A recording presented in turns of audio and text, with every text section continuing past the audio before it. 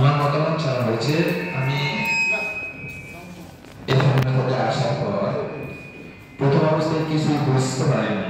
এরপরে যখন বাংলা ভাষার শেষের শব্দের উপর ভিত্তি করে যখন বলা হলো, তখন তিনটা বিষয় টার্গেট যখন করে বুঝিয়ে করা হলো, তখন হালকা হালকা একটু বুঝলাম। যখন প্র্যাকটিস যত করতেছি ততই মজা লাগতেছে। প্র্যাকটিসের পর আর মজাটা আমি বুঝতে পেরেছি যে বিষয়টা কি।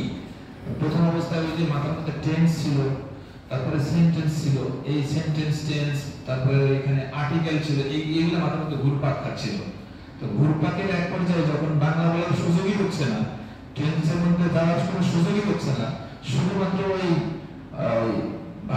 মানে বাক্যের শেষের শব্দটার দিকে টার্গেট করে যদি বাক্যগুলো বলতেছে, তখন আমি মানে পর্যায়ক্রমিকভাবে আগের চাইতে পারফরমেন্সটা আমার ভালো হচ্ছে। এবং স্পিকিং পাওয়ারটা আমরা দুজনে যৌথ কনভারসেশন করেছি, এবং আমার সহপাঠী যিনি ছিলেন উনিও কিন্তু আগের চাইতে অনেক ইমপ্রুভ করেছেন।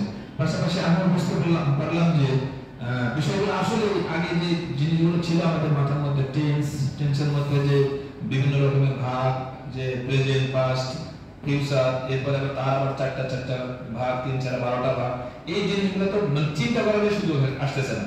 তো বিষয়গুলো আমার কাছে যখন এটা ক্লিয়ার হলো যে শেষের শব্দের উপর ভিত্তি করে যদি সব শব্দ সব বাক্যগুলো বলা যাচ্ছে, তাহলে তো আমি টেন্সের দিকে যাওয়ার সুযোগ, টেন্স নিজেই একটা মানে অপুষ্টিতে ভুগতেছে আর কি। তো সেক্ষেত্রে আমার মনে হয় যে এটা যদি আমি একদিনে তো বোঝা সম্ভব না, একটা গবেষণার জিনিস অবশ্যই একটা ক্লাস 2টা ক্লাসে বোঝা সম্ভব নয়।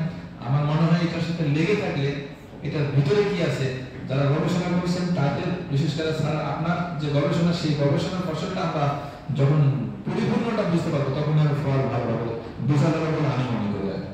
তারপরেও আমার এই অল্প সময়ের যে যতটুকু ধারণা, আলহামদুলিল্লাহ আমি খুবই ভালো করেছি, বুঝতে পেরেছি যে না, এখান থেকে একটা ভালো ফিডব্যাক পাওয়ার সম্ভাবনা আছে।